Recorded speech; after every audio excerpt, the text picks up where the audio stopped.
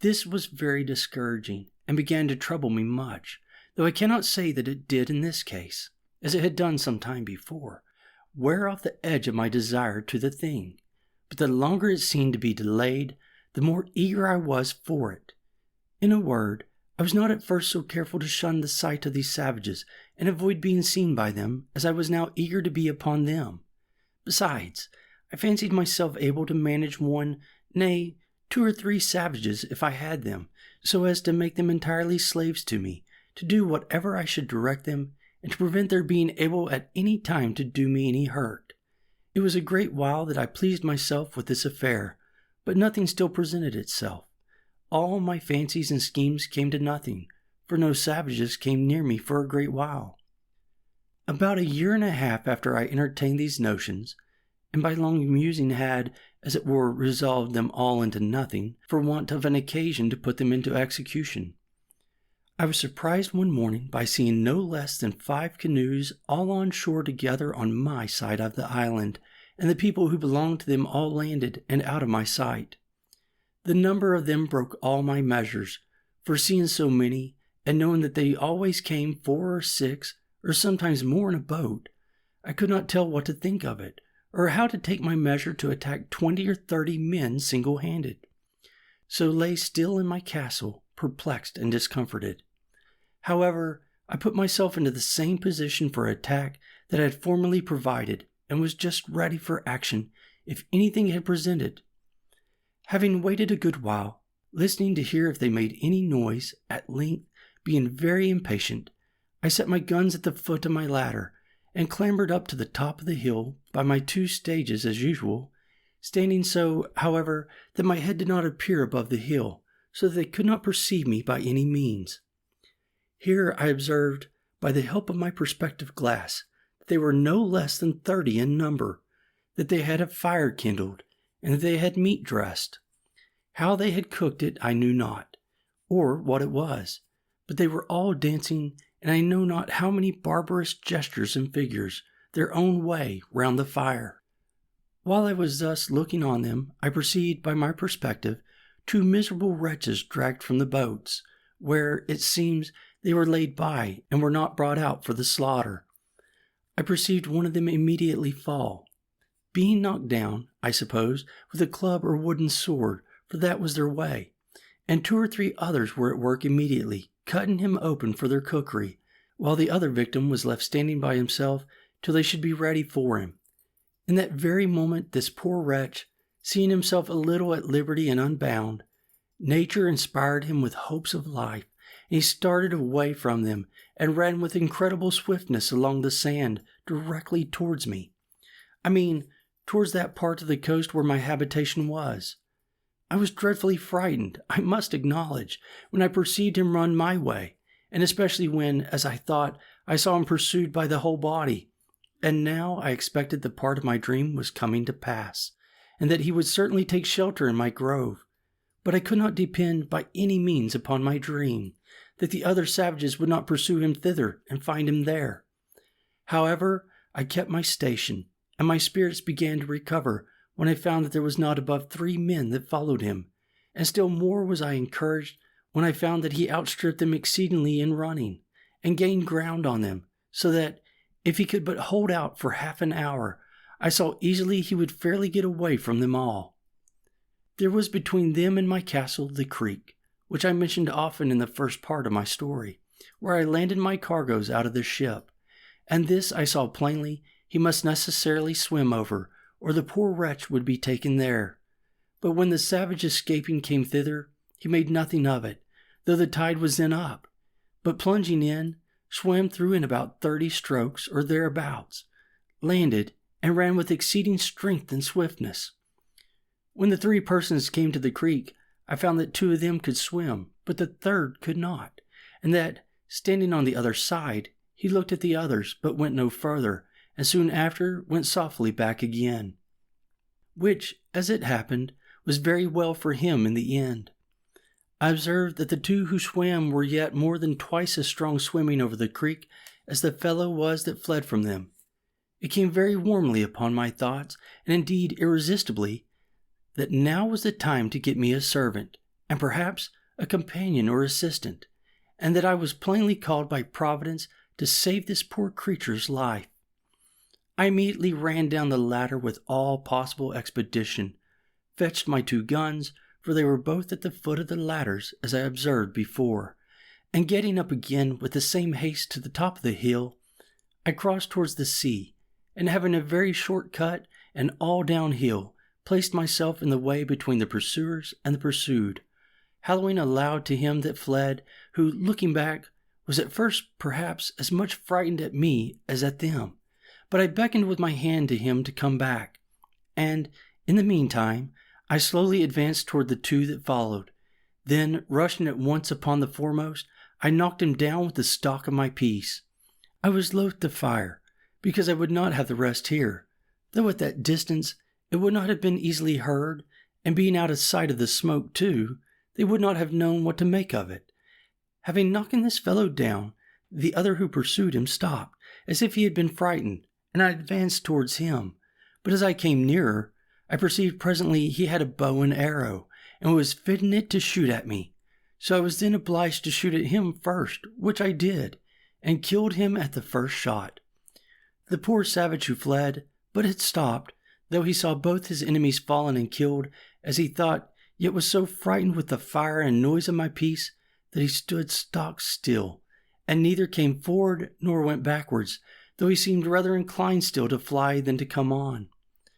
I hallooed again to him, and made signs to come forward, which he easily understood, and came a little way, then stopped again, and then a little further, and stopped again. And I could then perceive that he stood trembling, as if he had been taken prisoner, and had just been to be killed, as his 2 enemies were. I beckoned to him again to come to me, and gave him all the signs of encouragement that I could think of, and he came nearer and nearer, kneeling down every 10 or 12 steps, in token of acknowledgment for saving his life. I smiled at him, and looked pleasantly, and beckoned to him to come still nearer. At length he came close to me, and then he kneeled down again, kissed the ground, and laid his head upon the ground, and taking me by the foot, set my foot upon his head. This, it seems, was in token of swearing to me my slave forever. I took him up and made much of him, and encouraged him all I could. But there is more work to do yet, for I perceived the savage who I had knocked down was not killed, but stunned with the blow, and began to come to himself.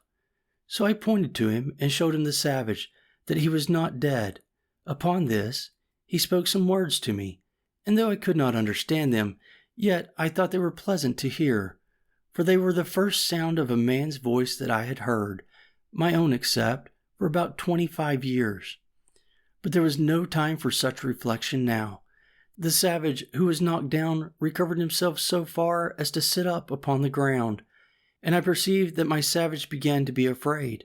But when I saw that, I presented my other piece at the man, as if I would shoot him. Upon this, my savage, for so I call him now, made a motion to me to lend him my sword, which hung naked in a belt by my side, which I did.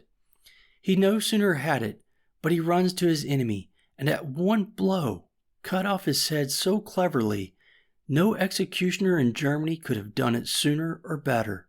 which I thought very strange for one who, I had reason to believe, never saw a sword in his life before, except their own wooden swords. However, it seems, as I learned afterwards, they make their wooden swords so sharp, so heavy, and the wood is so hard, that they will even cut off heads with them, and arms, and that at one blow too.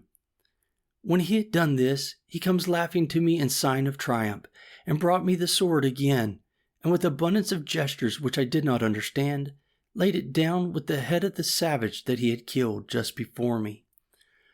But that which astonished him most was to know how I killed the other Indians so far off. So, pointing to him, he made signs to me to let him go to him,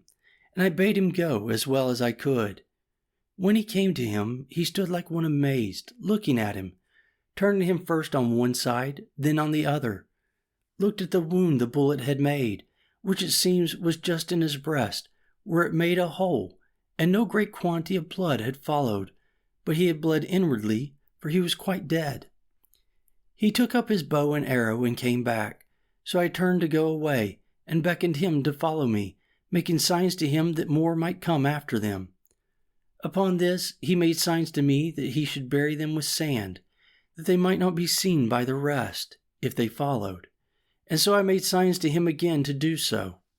He fell to work, and in an instant he had scraped a hole in the sand with his hands big enough to bury the first in, and then dragged him into it and covered him, and did so by the other also. I believe he had him buried them both in a quarter of an hour. Then, calling away, I carried him not to my castle, but quite away to my cave on the farther part of the island. So I did not let my dream come to pass in that part, that he came into my grove for shelter. Here I gave him bread and a bunch of raisins to eat, and a draught of water, which I found he was indeed in great distress for from his running.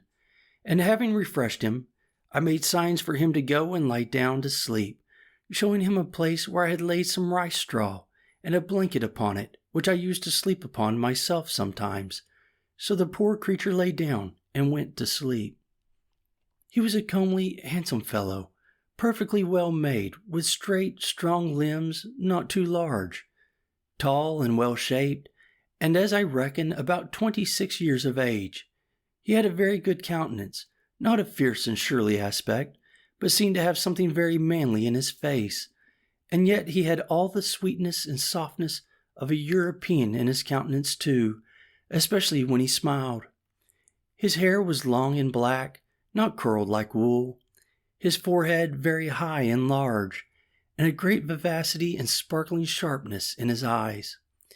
The color of his skin was not quite black, but very tawny, and yet not an ugly, yellow, nauseous tawny, as the Brazilians and Virginians and other natives of America are, but of a bright kind of dun olive color that had in it something very agreeable, though not very easy to describe. His face was round and plump, his nose small, not flat like the Africans, a very good mouth, thin lips, and his fine teeth well set and as white as ivory. After he had slumbered rather than slept about half an hour, he awoke again, and came out of the cave to me, for I had been milking my goats which I had in this enclosure just by. When he espied me, he came running to me, laying himself down again upon the ground, with all the possible signs of a humble, thankful disposition, making a great many antic gestures to show it. At last he lay his head flat upon the ground, close to my foot, and set my other foot upon his head, as he had done before, and after this made all the signs to me of subjection, servitude, and submission imaginable, to let me know how he would serve me so long as he lived. I understood him in many things, and let him know I was very well pleased with him. In a little time I began to speak to him, and teach him to speak to me, and first I let him know his name should be Friday, which was the day I saved his life. I called him so for the memory of the time. I likewise taught him to say master, and then let him know that was to be my name. I likewise taught him to say yes and no, and to know the meaning of them.